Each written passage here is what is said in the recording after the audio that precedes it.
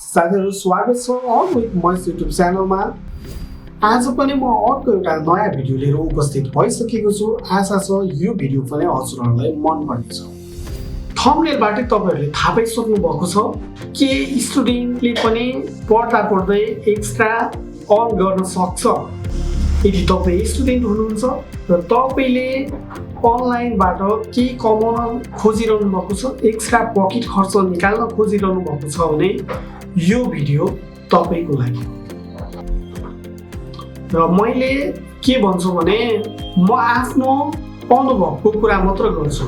मैले अर्काले के गरिरहेको छ त्यो भन्दिन।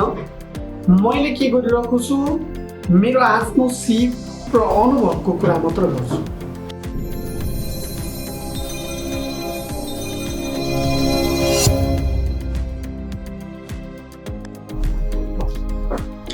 साथीहरु हेर्नुस् त, थम्बनेलमा हामी यसरी पैसा देखिसकेपछि के होला, कसरी कमाउने होला भनेर हाम्रो ध्यान गइहाल्छ हैन। तर यो पैसा छ नि विश्वको जुनसुकै ठाउँमा गए पनि त्यतिकै कमाइन्छ। यो पैसा कमाउन तपाईसँग स्किल हुनुपर्छ। बिना सिप तपाईले कमाउन सक्नुहुन्न, जो कोहीले पनि सक्दैन। र यो कमाउनको लागि काम त गर्नु नै पर्छ। कामै नगरिकन त्यतिकै आउने भन्ने कुरा हुँदैन। मैले बुझेको यही नै हो, संसारमा सबैले बुझ्ने यही नै हो जस्तो लाग्छ। यो कमाउनलाई काम त गर्नुपर्ने हुन्छ। हामी कसरी कमाउने, मैले जे कामहरु गरिरहेको छु, जसरी कमाइरहेको छु, तपाईले पनि त्यही काम गर्नुस्, कमाउनुहुन्छ भनेर मैले त भन्छु। मेरो आफ्नो अनुभवको आधारमा भन्छु। तर त्यसलाई जसले कार्यान्वयन गर्छ, मैले भनेको कुरा जसले एक्सनमा उतार्छ नि त्यही व्यक्तिहरूले कमाउँछ। जस्तो मैले योभन्दा अगाडि दुईटा भिडियो बनाएँ। एउटा टोकन अफ लभ बनाएर महिनाको लाखौं आफ्नै देशमा आफ्नै ठाउँमा बसेर कमाउन सक्नुहुन्छ भने, र त्यो भिडियो पनि धेरैले हेर्नु भएन। तर त्यो कमाउनको लागि पहिला त स्किल हुनु पर्यो।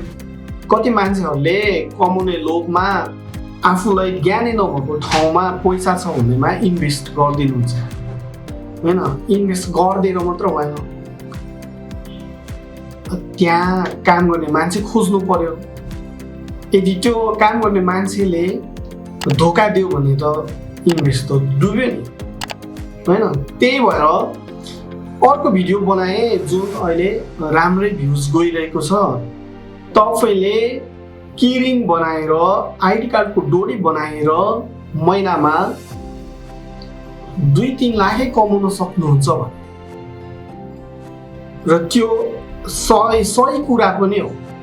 किनभने त्यो मेरो आफ्नो व्यक्तिगत अनुभव छ त्यसमा, र मैले नै कमाएको छु। मैले कहिले पनि अर्काको कुरा गर्दिन, मैले मेरो कुरा गर्छु। र त्यो तपाईको लागि कुरा गर्छु, अरु कोहीको लागि हैन। जसले यो फिल्डमा डिजाइन प्रिन्टिङ अर्थात् आईटीमा म केही गर्छु भनेर अगाडि बढ्नुहुन्छ नि, हो त्यो व्यक्तिहरुको लागि हो मेरो कुरा। त्यो तपाई पनि हुन सक्नुहुन्छ, अरु कोही हुन सक्छ। जसलाई यो फिल्डमा आईटीमा देशमै बसेर आफ्नो फ्यामिलीसँग बसेर यो पैसा कमाउन मन छ नि, हो त्यही व्यक्तिहरुको लागि हो मेरो भिडियो। र अब कुरा गरिरहँदा मैले स्वदेशमा बसेर मात्र काम गर्ने होइन। अनलाइन अर्निङ धेरैलाई थाहा छैन। अहिले यो पुरै आईटी को दुनियाँमा हरेकको हातमा, घरमा स्मार्टफोन छ, हाई स्पिड इन्टरनेट छ। र यो समयमा पनि अहिले अनलाइन अर्निङ नेपालबाट, आफ्नो घरबाट सम्भव छ भन्दा पनि यो हुनै सक्दैन भन्छ।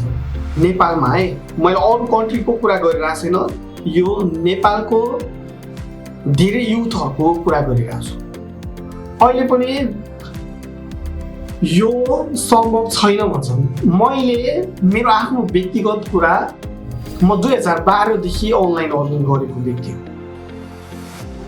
मेरो यो भिडियो बनाउनुको मेन उद्देश्य चाहिँ तपाईहरुले एज अ स्टुडेन्ट एक्स्ट्रा तपाईँ इन्कम गर्न चाहनुहुन्छ, तपाईँ स्वदेशमा मात्र नभएर यदि विदेशमा पनि हुनुहुन्छ, त्यो सम्भव छ।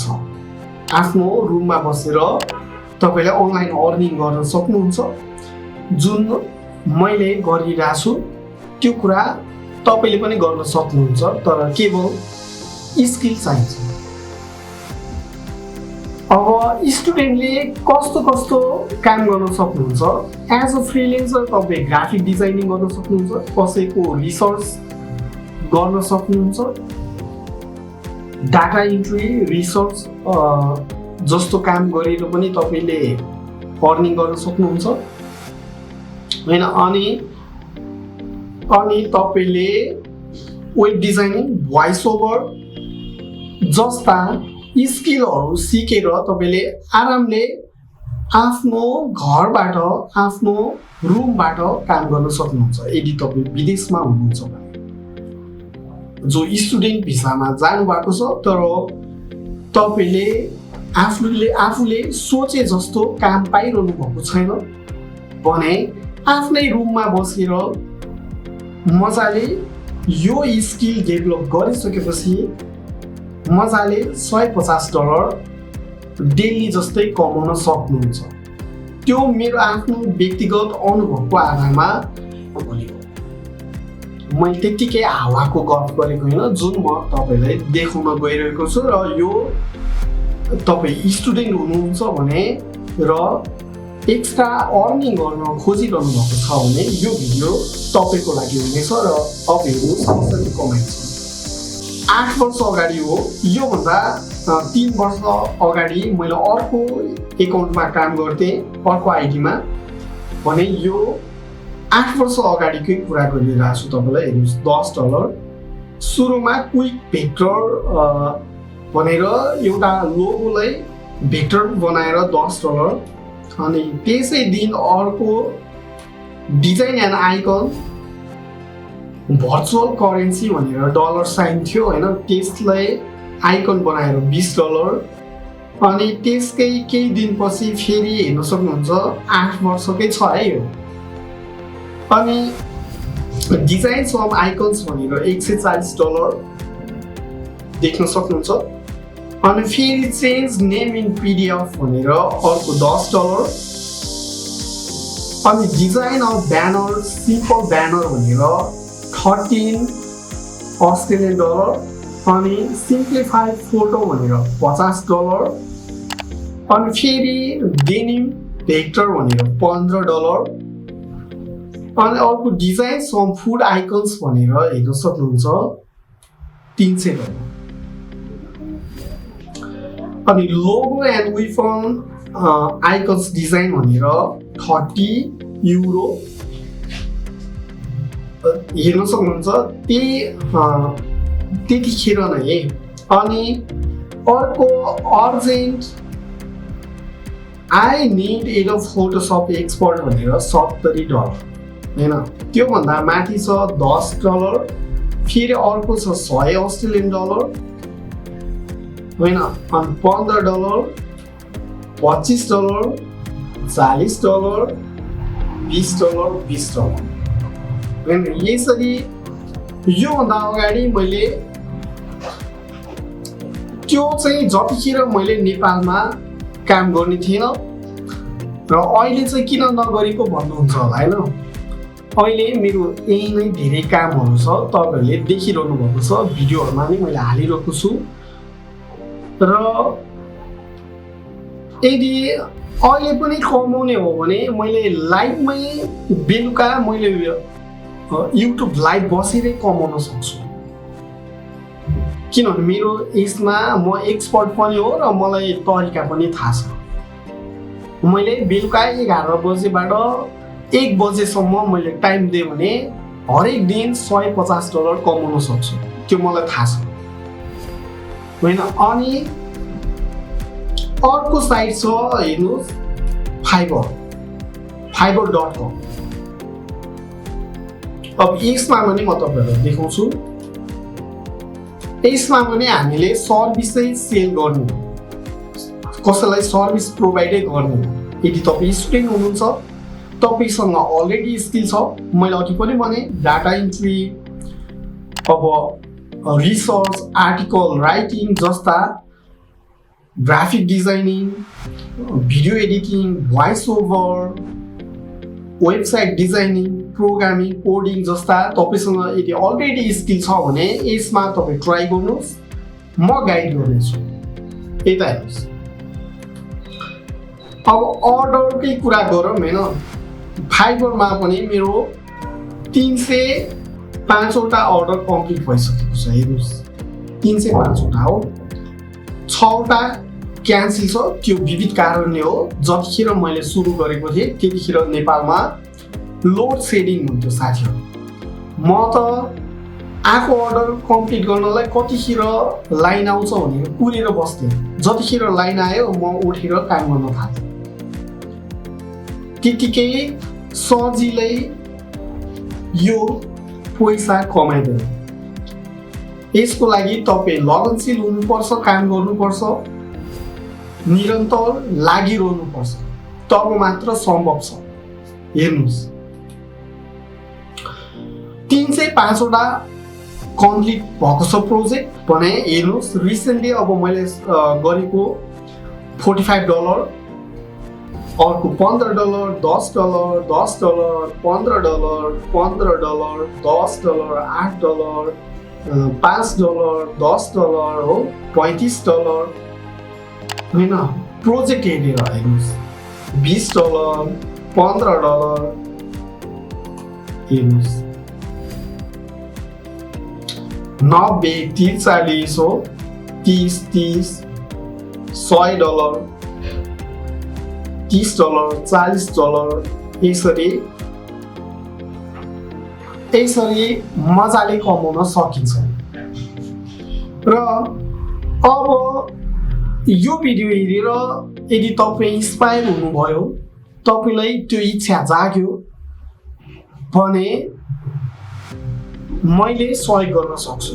मेरो आफ्नो अनुभवको आधारमा तपाई साँच्चै अनलाइन अर्निङ गर्न चाहनुहुन्छ भने मैले सहयोग गर्न सक्छु। र यो भिडियो तपाईहरुलाई एउटा इन्ट्रोडक्सनको लागि, र यदि साँच्चै तपाई स्टुडेन्ट हुनुहुन्छ, आफ्नो कलेज फी तिर्नको लागि एक्स्ट्रा अर्निङ गर्न चाहनुहुन्छ, यदि तपाई विदेशमा हुनुहुन्छ, यदि काठमाडौँमै बसेर पढ्दै हुनुहुन्छ भने पनि काठमाडौँमै बसेर एक्स्ट्रा कमाउन चाहनुहुन्छ, एक्स्ट्रा पकेट पनि अर्न गर्न चाहनुहुन्छ भने तपाईको लागि हो यो भिडियो। र आजलाई यति नै। आशा छ यो भिडियो तपाईलाई मन पर्यो होला। र स्किलको लागि अब मैले तपाईहरुलाई मसँग भएको skill web design, video editing अनि ग्राफिक डिजाइन, यो तीनटा स्किल मैले यो च्यानलमा अर्न विथ महेश युट्युब च्यानलमा हाल्ने छु।